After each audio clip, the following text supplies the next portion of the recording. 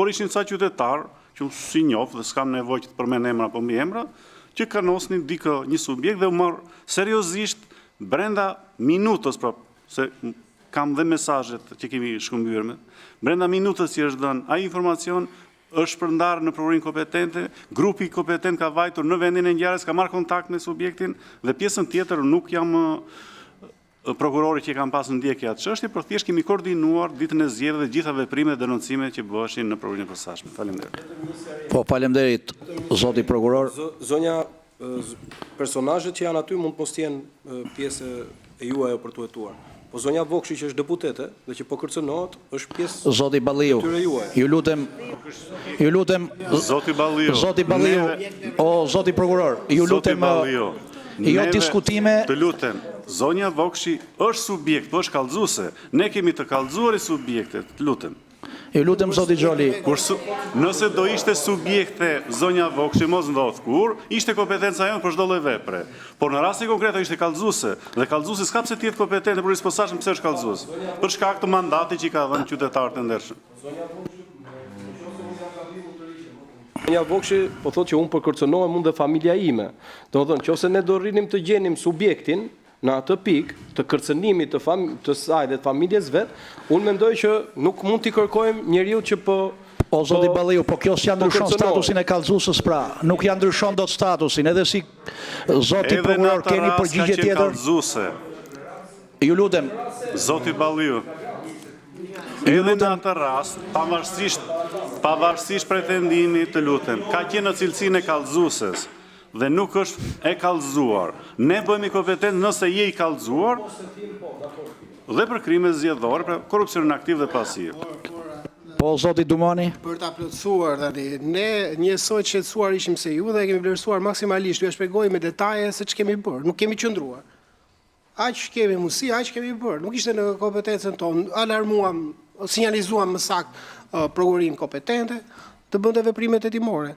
Tani për të ardhur tek dy rastet të Tiranës.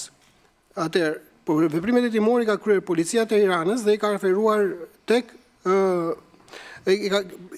referuar tek prokuroria e rrethit gjyqësor Tiranë, prokuroria e jurisdiksionit të përgjithshëm, sepse nuk kanë qenë në kompetencë të SPAK.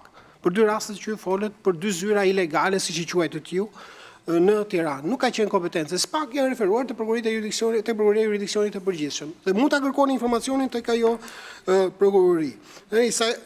Ata pjesa tjetër ishte e mbushur me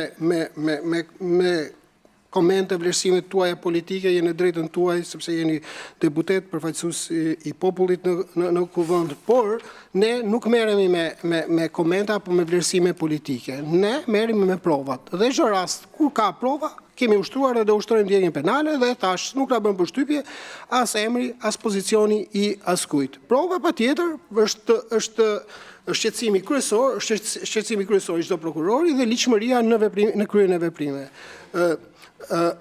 Unë sa i takon asaj çështjes Aruba, unë thash nuk njoh çështje me këtë emër.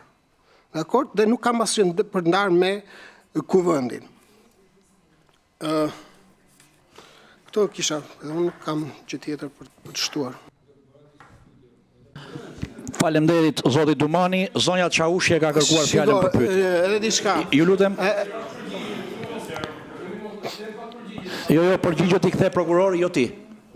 Jo ti ke drejtën të bësh pyetje, jo të kthesh përgjigje. Dakor. Zoti prokuror. Zoti prokuror, keni më përgjigje për pyetjet e zotit Balliu? Okej, dakor t'jam.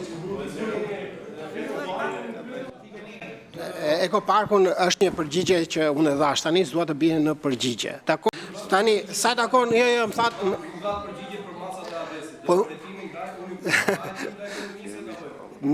unë thash, kemi një procedim penal të regjistruar e cili është në fazën e hetimit paraprak dhe nuk mund të ndaj informacione më tepër me ju, sepse më ndalon ligji të ndajmë informacione të tjera me ju.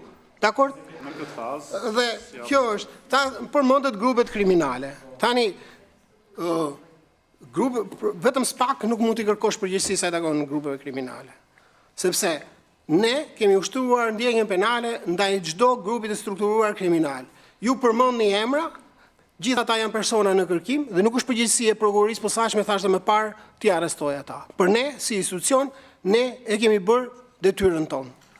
Detyra jonë është të ushtrojmë ndjekjen penale, të ngrëmë akuzë kur ka vend për mas sigurimi, të drejtohemi gjykatës për mas sigurimi dhe të çojmë çështjen për gjykim me synimin marrjen e vendimi fajësie në përfundim të procesit. Të gjitha ato që ju përmendi, gjithë janë në kërkim fal punës së prokurorëve të SPAK, të cilët kanë punuar në kushte të vështira, duke rënë pre kërcënimit dhe kërcënimit nga grupet, nga organizatat kriminale dhe kërcënime serioze, jo kërcënime sa për të thënë.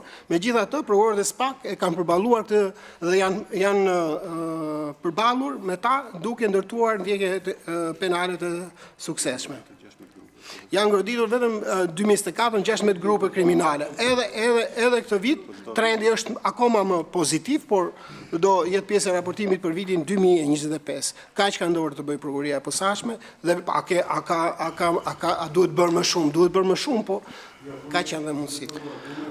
Zoti prokuror, mbaruat me përgjigjet e pyetjeve? Ne? Nuk janë 250 ju keni deklaruar,